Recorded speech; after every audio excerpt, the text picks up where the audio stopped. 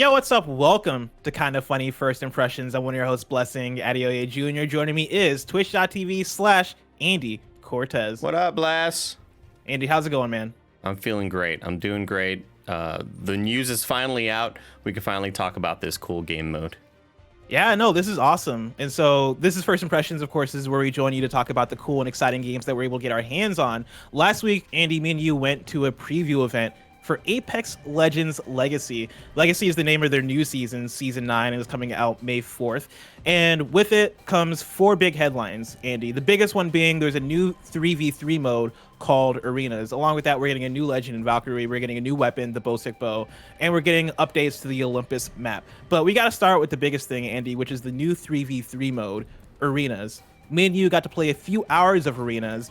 Basically summed up what it is a, again, 3v3, more tactical, strategic. It is not battle royale. It is smaller maps. It is last man standing, and it goes round by round, where in between each round we go into the store and we buy abilities, guns, all this stuff, similar to games like Counter-Strike and what's the one you love? Valorant, yeah.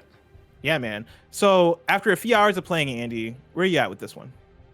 I think it's an awesome way to have players possibly level up and find new ways to enjoy this game. I think battle royales can sometimes be a bit daunting, and I think especially for new players who are maybe more used to a traditional, Halo, Call of Duty style game. I think it's kind of exactly what Apex Legends needs. We always see players that are really big into Warzone hop into their standard multiplayer suite, right, with their search and destroy modes, or whatever their domination modes. I forgot the name of them, but I think this is perfect for Apex Legends. It's kind of what they've needed. It's kind of what a lot of people have been wanting. It's a kind of a meeting in the middle of, no, we're not going to give you that sort of Titanfall gameplay that you've been asking for, but I think it's equally as cool, and it feels good, and it feels natural. It just flows and it works for me. Yeah, I really enjoyed our time playing it. It is a different direction than I thought they would have went with, because I've been asking for a more team deathmatch-y, or at least a more arena style mode from Apex for a while, because I think their characters and the gameplay would just suit that so well, because it does have so much Titanfall DNA in it. And so I would have assumed that when they announced Arenas, it was going to look more like something like Titanfall, or more like something like Overwatch with the hero characters. And them going this route, I think, surprisingly suits the game pretty well. I am still curious on how people are going to take to it, because I think this game, in this one, and for full clarity, me and you were playing with a lot of Apex pros, and so it probably felt way sweatier than it needed to be because of the people we were playing with. But it felt super sweaty, and it felt super intense, and I could easily see people getting into that place where they get steamrolled and maybe get demoralized after a bit, because people are there's a lot less RNG involved in Arenas. It is way more skill based. It is way more like, there are a few randomized elements, I think, in terms of actually, are there any? I was gonna say in terms of the store, but the store is actually not randomized. You actually do have the stuff you're looking for, the stuff that remains in the store. I forget if there are actually things that rotate in there. By the way, for the most part, it is not RNG. You are choosing legends with purpose. You are rotating between 3 maps at a time, with one of the maps being a rotating map that is just a map taken from one of the battle royale maps, which is pretty interesting. But it is, oh wow, this gameplay looks interesting. It looked like you just like glitched into somebody for a second there. What was interesting for me, Bless, was hearing them talk about the sort of creation of this mode, and hearing them mention that, yeah, we don't like getting third-partied either. And it was just kind of funny to hear them feel the pain of what a lot of Apex players feel, right? I mean, they play Apex Legends probably more than any of us do, because that's what they work on. So it was interesting to kind of hear their pain points with what Battle Royale, with the good and bad of Battle Royale, And so I think this is a great way for the Legends to kind of shine, and to not feel like you're in and you're out immediately. Like, the thing with battle royales, it could be kind of demoralizing. You drop, you die immediately. It's like, do I want to start another one? But with this one, it is first 3 rounds first 3 rounds wins, right? You have to win by 2, and it can go on until the final. Is it 9? ninth map. Yeah. The ninth map will be sudden death, and it is whoever wins there wins or whatever. Yeah, the ninth round. So I think it's really cool with the buy system. You sort of have that same strategy that you need to apply from games like CS and Valorant, where the first round, do you want to go big and buy a big gun and waste a lot of money on it and hopefully get kills? But if you don't, you'll be low on money for the next round. And and will that pay off? It is that risk reward. And throughout these levels, there are those little canisters where you can pick up the currency that will then apply to your whole team's currency, which is pretty neat as well. In case you don't want to immediately go into a fight, go get some resources, and hopefully, you know, the next round you might be able to buy that ultimate, because they use their ultimate the last round, so that means they may be low on funds. It's a really cool sort of cat and mouse game, I feel like, and I had a lot of fun with it. Again, the three maps you mentioned were Party Crasher, which is a new map that they made just for this mode. They also made a new map just for this mode called Phase Runner, and those are two maps specifically designed. And they mentioned there will be more, you know, custom maps being made for this new mode, Arenas, but in the meantime, like you mentioned, we will be supplying you with 3 maps from kind of the world that exists already, and what we just saw was Artillery. Yeah, the one we played at in the demo was Artillery, and it's just straight up Artillery picked up and dropped into this mode, which I think is pretty cool. And that was one of my things, is playing through this, I kind of wished there was more map variety, but I do appreciate that they're adding that by having that rotation of the battle royale locations that, you know, and there's 3 of them specifically, and they did mention that, hey, it is very hard to make maps, especially when you want balance. I know playing Party Crasher, and this is Party Crasher right here, by the way. Yeah, this is Party Crasher right here, going back and forth from Party Crasher, and I believe the other one was called Phase Runner. It was fun because you could tell what the strengths of each map were. Party Crasher is very much long range. You know, you got to be careful with your sight lines. If you're out in the open, you're gonna get sniped and taken out pretty quickly. And then the other one, was it Roadrunner? Not Roadrunner. Phase Runner. Phase Runner. I'm gonna keep calling it Roadrunner because I keep thinking of that. Phase Runner is very much more, I say, more about positioning. There's a fun teleporter that is near you toward the beginning of where you spawn, and you can take that to spawn to another part of the map. And it's this fun game of, all right, do we think the opponents are going to take the same teleporter on their side? Are we going to end up on the same side of the map, or are they going to end up rotating to the other side of the map? It has that same level of trying to figure out positioning as you get out of similar types of shooting modes from other games, which I think is pretty fun. Right now we're looking at the store that you get at the beginning of each round. You'll notice that on the bottom left you have consumables, which is a thing that is somewhat unique for this mode. If you look, you have your health stuff, you have the backpack and the grenades and stuff that you can buy as consumables, and of course you're getting currency while getting kills and also collecting currency that's available in the map.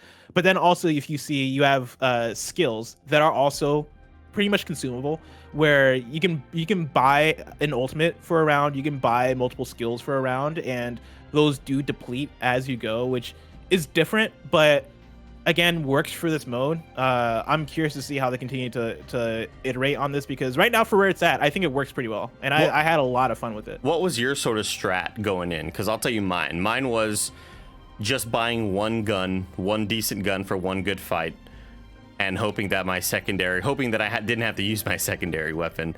But what I was doing is I was buying a lot of arc stars and grenades, and I feel like that helped a decent amount with these battles, because people will sort of hunker down. And the way it works is, it's obviously this arena that you are fighting in, right? It's a map specifically made for this mode, but the circle's still there. The circle will close in after a certain amount of time, so you will be kind of forced to be pushed against each other. Usually the way the game starts off, you both run to your sort of areas, and you can see the other teammates, or you can see the enemy usually.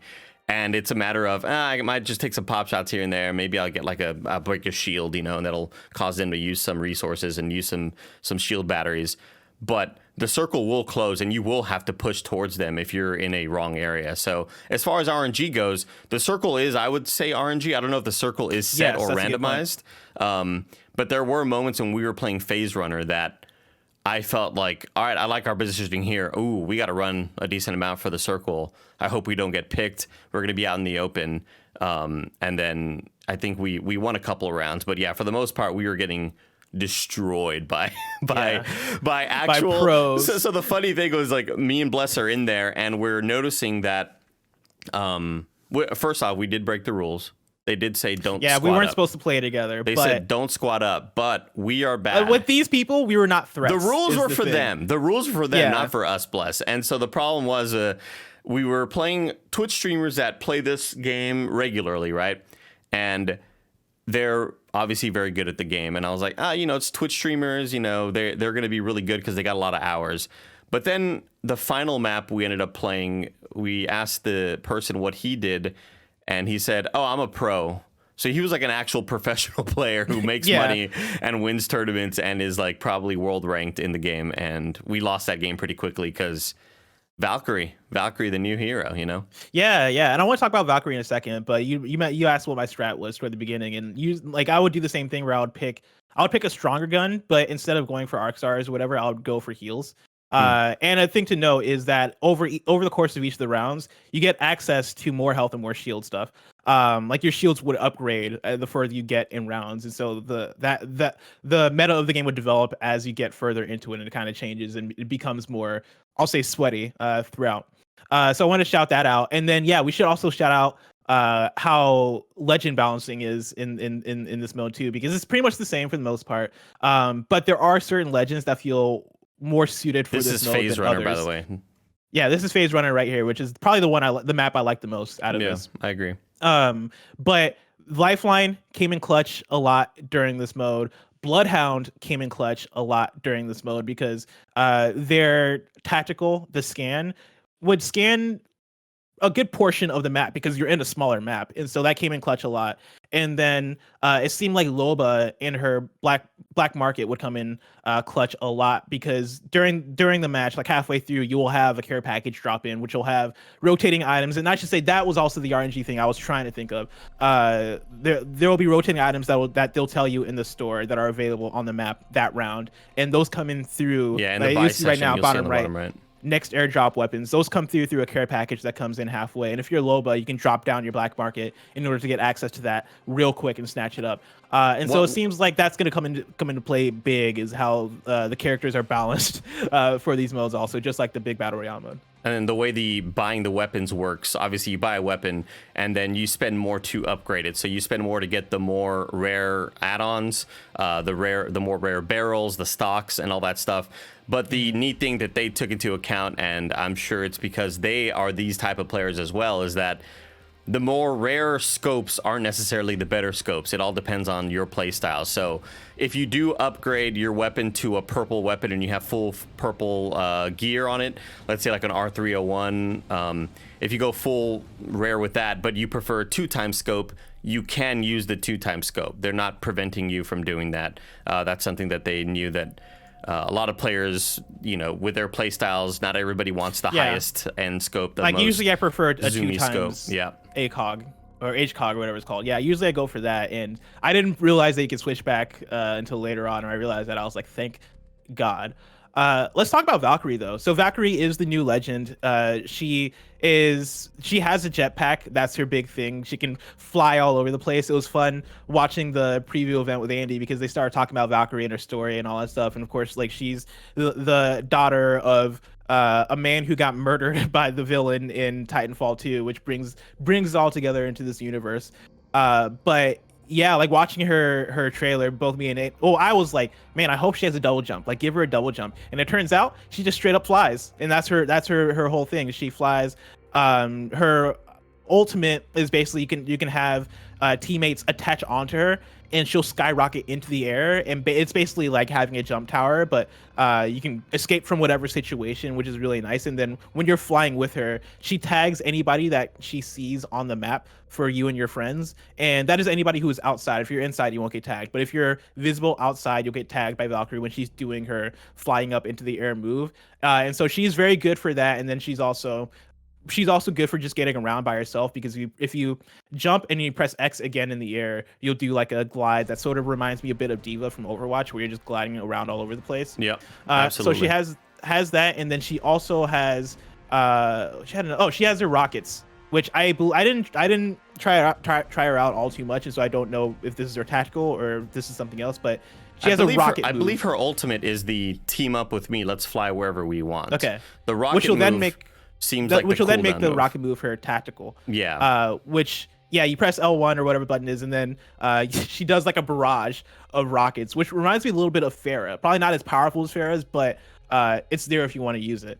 And I know you used her a couple of times. How did you feel about Valkyrie? I could tell that it all comes down to just learning the character, because one thing that they kept in mind to not make her ridiculously OP was, let's not have her be able to shoot a whole lot when she's in midair.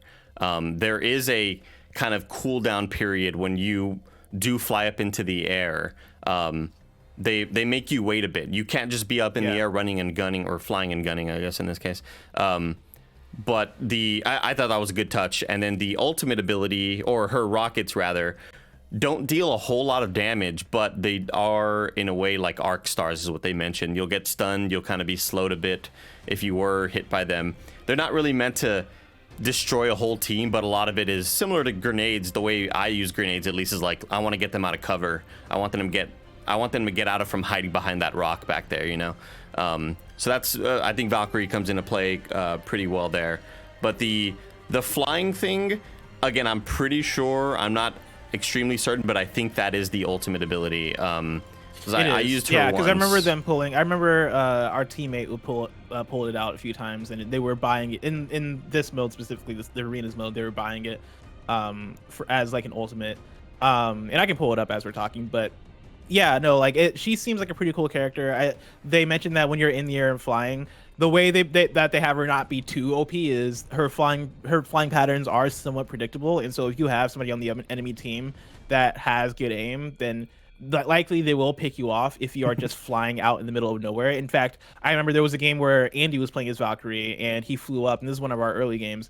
Andy flew up to get advantage, and I immediately saw gunfire just immediately go into the air. Like, I could see where my opponents were at, because they all saw Andy at the same time and started firing. I was shot out of the air so easily, and I think a lot of that just comes down to me panicking and not knowing what to do, because I would hit the spacebar again to stop the flying, but I wasn't doing it correctly, so I would refly again, because you have there's like a cooldown period between how long you can fly.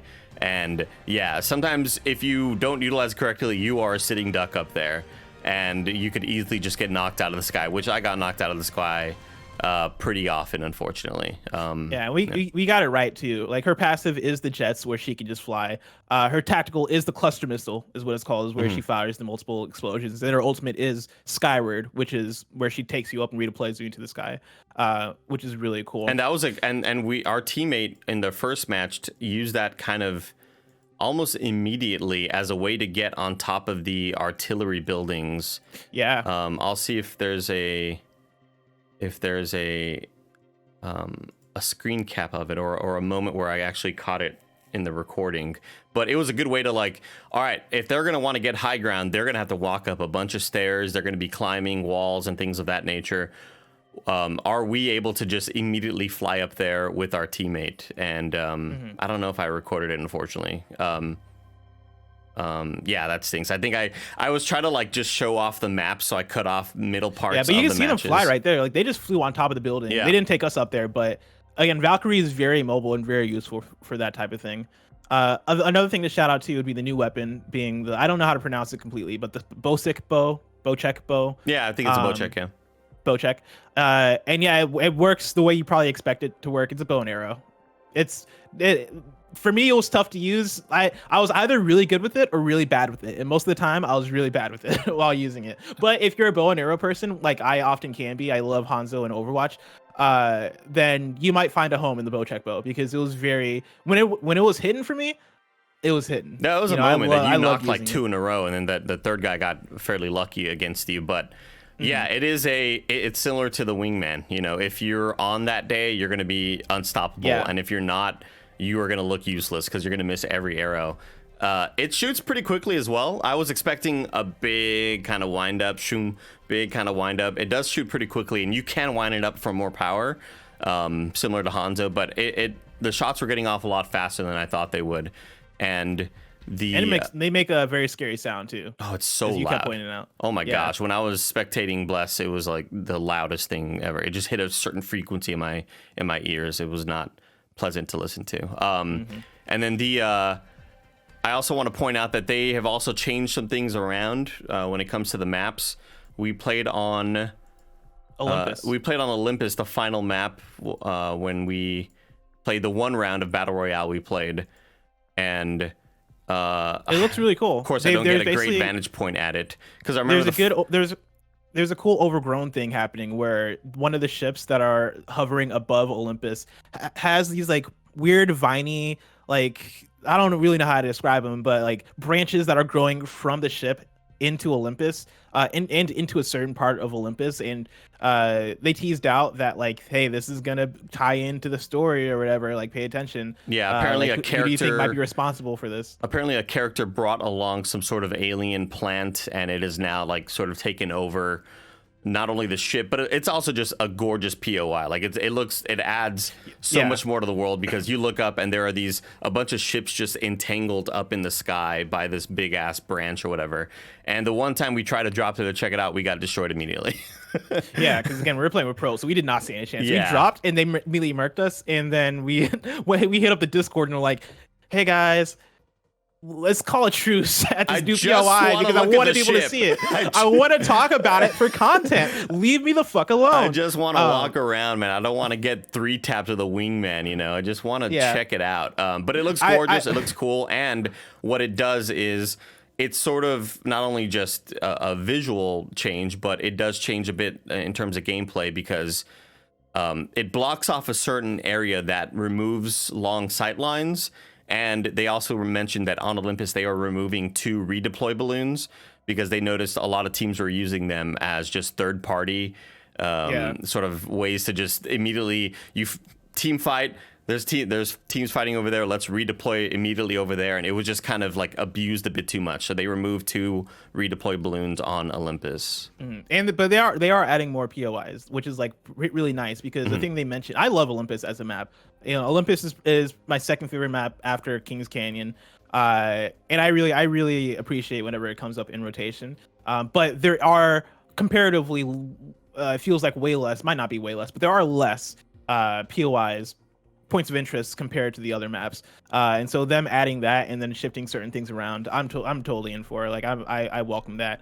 And the one match we played, I was already feeling like I was feeling it. You know, I didn't mind the changes too much, because they didn't mess it up, right? They didn't mess with too much going on in Olympus. They just added to it what they thought would work, and so far I think it works pretty well. This is the moment on Olympus where we were fighting a team, and I thought, oh, I'm safe. Let me just heal up right here. Oh, I forgot. There's a character that can fly up in the sky now and get to me really easily. Obviously, gonna change so much. Obviously, Pathfinder could do something similar, but I just wasn't expecting a player to get that quickly. So that's the Valkyrie effect right now. One other thing I wanted to mention with the other maps, when we talked about how you sort of need to rebalance legends, right? So that they're not way too OP. One thing that they removed was Lifeline's shield when she reses a player. The shield is no longer there when you are resing, so you can't hide behind it.